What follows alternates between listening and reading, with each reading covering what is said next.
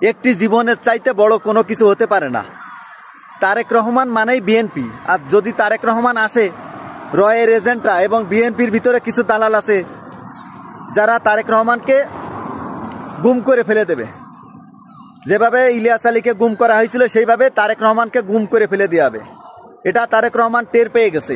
তাই তাকে জীবনে বেঁচে থাকতে হলে দেশে আসা যাবে না এই মুহূর্তে।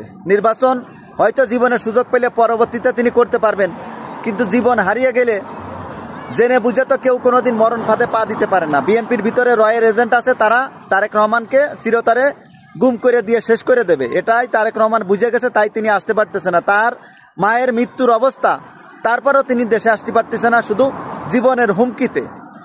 তো এটাই হচ্ছে বাস্তবতা।